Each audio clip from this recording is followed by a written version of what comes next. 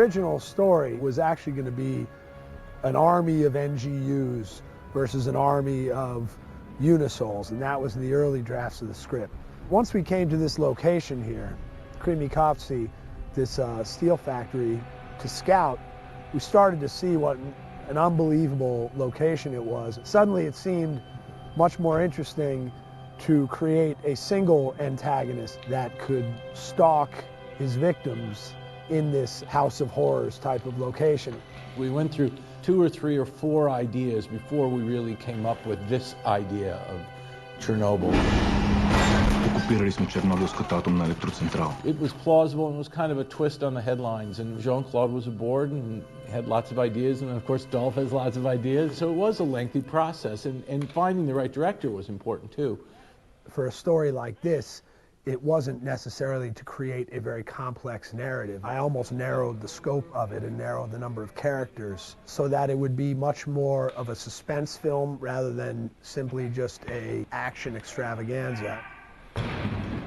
We can recognize the character of Luc Deveraux close to the first one, and that's why I was very attracted by the script, and the ending will be 25 minutes of non-stop action, which is very unusual, and it's hard. I'm shooting with real champions, so those kicks and punch and this and that, physically it's kind of hard, you know? Hey, I want to be very humble, but it's like a phenomena with my legs and my body, because I go to the gym, the face look like 40 past, the body is still like very strong, and I've got that optimism. And since the push of JCVD and the beautiful critics from Time magazine, it gave me a new B12 shot to do action movies.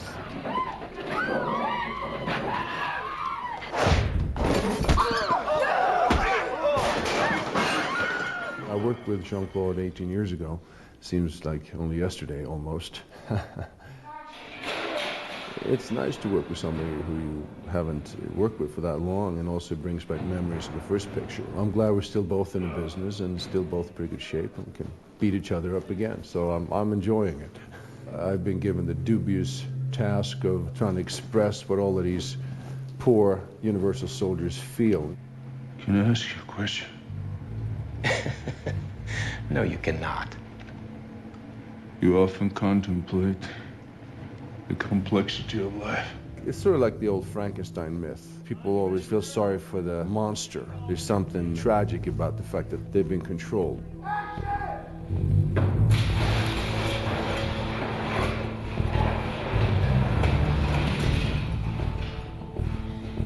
MMA fighter Andrei Arlovski, my #1 choice for that character once we came up with him, because I did a documentary about the MMA world some years ago. I'd seen him before and seen him fight.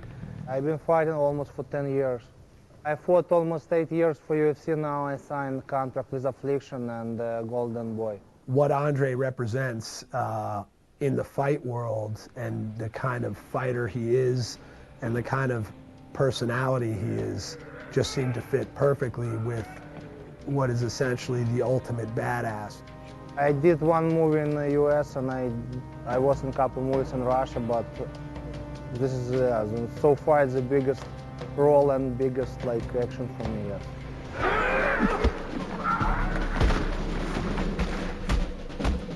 This guy, he must be very attracted for the film, because he lost his hair. He's always with hair. And he has a beard like a werewolf. And I think he's more handsome this way. And look what I do to him. Look at his face, and look what he do to me. Nothing. That's to show you the superiority. Jean-Claude Van Damme, he was my hero when I was a kid, you know, and I have a lot of posters of them in my room, and right now it's like you can say that dreams come true, you know, and I fought against him yesterday. It's kind of sad that he's gonna kill me today, but he's a great presence on screen. He has a great instinct for how to behave with the camera, how to kind of present his own physicality and his own image. He seems to have an understanding of that. It's a different technique for the movie, you know. You have to show your punch. It's supposed to be like more flash. In the boxing, it's the shortest and the quickest punch is the best punch. So In the beginning it was kind of difficult for me, but right now I feel pretty good, and Charlie, he gave me some advice. He told me, forget about everything what you did here, because in a real fight it doesn't help and it doesn't work. Andrei, he's terrific. The only thing he hasn't done is we had him fall 80 feet, and not that he wouldn't do it, but I had a stuntman do it on a descender, which is a cable drop. 3, 2, 1, action!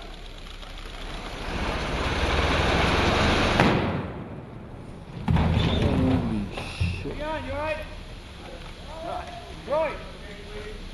Right. All right.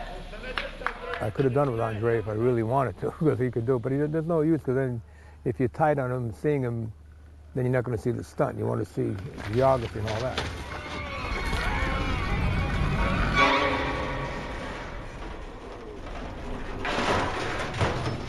Mike Pyle's character is a soldier named Kevin Burke. It's a chance for us to see a guy who is not able to rely purely on brute force, so he's having to rely on some other kinds of skills and smarts to accomplish his goal, and he ends up becoming a very important character as the movie goes on. That's the cooling tower. If we can get in those pipes, we can access the reactor there. It's probably been capped off after the accident, but it can be reopened, sir.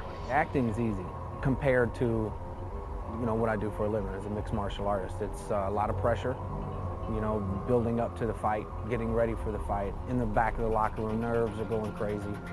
Mike Pyle is a professional mixed martial arts fighter. Action, Mike! Had never acted before. We actually cast him just from watching some interviews with him on the internet.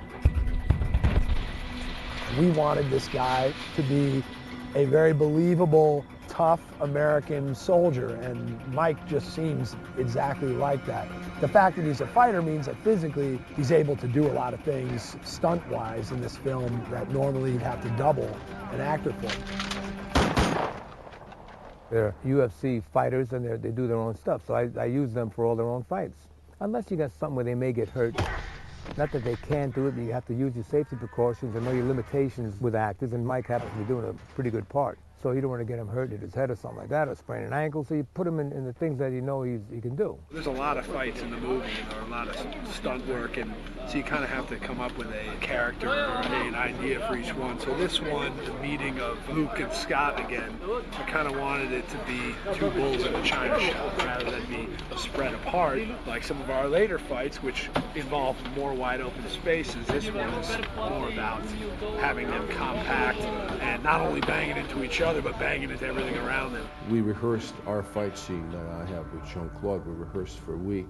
It's a long scene, and it's sort of different than some other fight scenes because it has to do with power a lot. We go through a lot of walls, and there's a lot of high falls, and we're kind of locked in this, like two bull terriers locked in this death struggle together.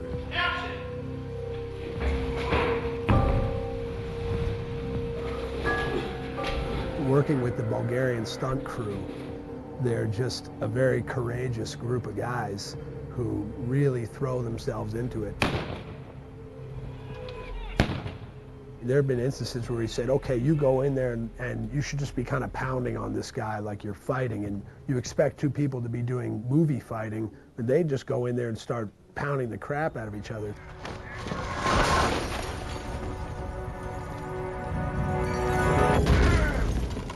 First of all, there's tremendous professionalism in these guys who know exactly how to do this. They go flying out of this window. They break through the window, the glass, the frame, holding on to each other. They disengage, and they both land safely, and they get up and they do it again.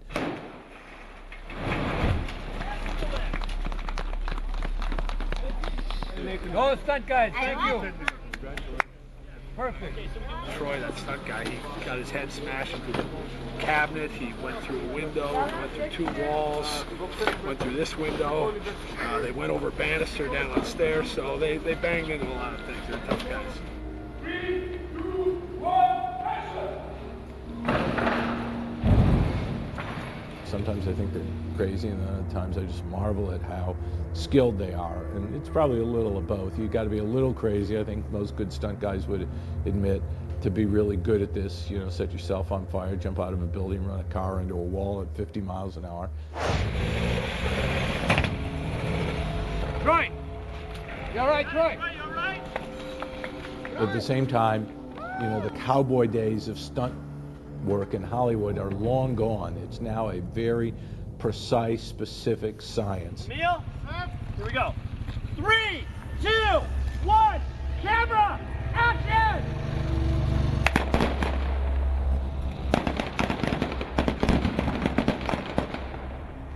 We just did our big JC, storming the rebel compound.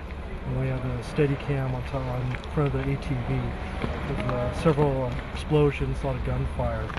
Fortunately, a couple of the mortars did not go off, so special effects is now resetting the mortars. And also, after reviewing the footage, the director and DP have decided to add a little bit more action. So we'll probably be doing another 2 takes of this.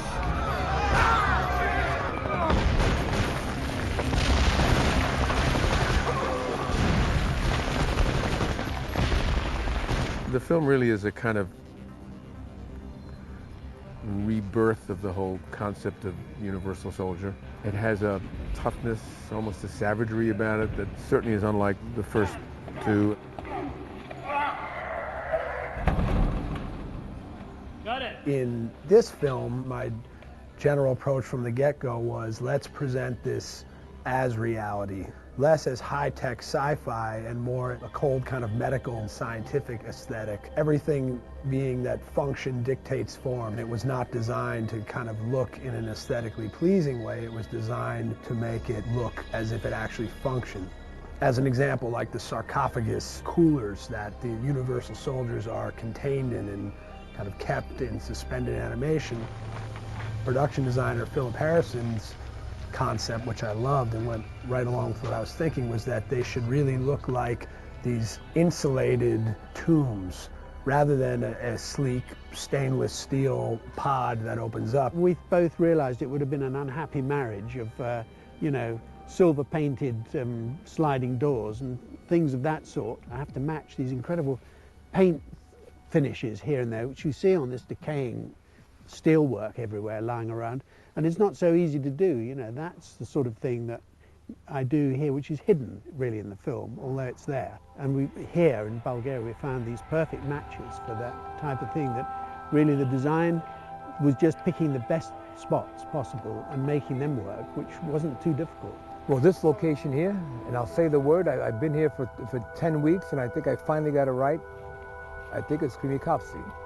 Very sad. There's a kind of a human story behind it of the thousands of people who worked here who no longer, it's no more.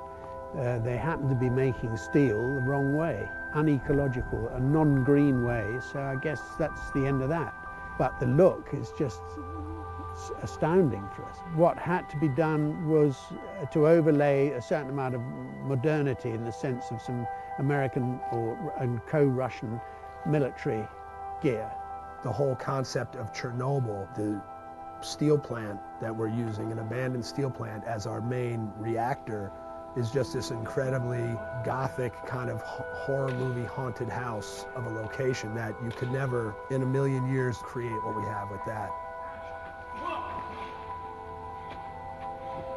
This is a location where it's impossible to point a camera at a boring looking thing. It's just the most remarkable sculpture, both in terms of size and shape and shadow and light, and it's both intimidating and in a very strange way, it's quite beautiful. This area that we're using right here, which was at one time I believe a military school, provides us with this abandoned city where we have free reign of all these buildings and areas and roads and whatnot. The first exterior day it dumped snow, which on one hand was exactly what I wanted, because I wanted a kind of snow-covered landscape for the film, but that's been a continuous challenge to try to continue having the snow. Just last night, actually, we were filming with foam as our snow, and the wind kicked up, and it was basically kicking up football-sized globs of foam in the air. John is a painter. John is a filmmaker who has a very, very specific idea of what he wants. He has a very specific idea of how he wants things to look. My charter is to get John what he sees, not what I see. John spent a couple of months showing me stills and pieces of film and even drawings and paintings of what he wanted the light to look like, what he wanted the palette to look like. So he was very specific about how he wanted things to look. Peter, who has shot all of his own movies for the last 30 years, has never shot anyone else's movies. This is the first time he's ever been a director of photography for another director. And of course, it's his son. So sometimes they argue. It's great when they argue and they said, but son, Dad, I tell you I'm doing this take and that's what I want and that's it. Okay? So it's nice to see the two different type of generation.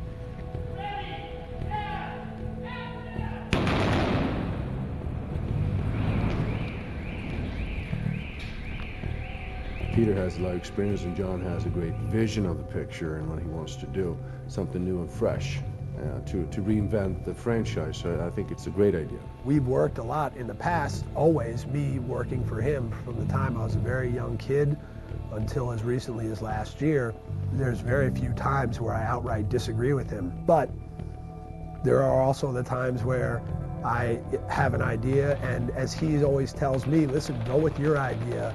You know, fail with your own ideas, not what someone else told you to do. And so I follow his advice on that. And so sometimes I'll say, you know what, let's try this. It might be the wrong thing, but this is the idea in my head. And he says, all right, let's do that. John has got a vision that I really like.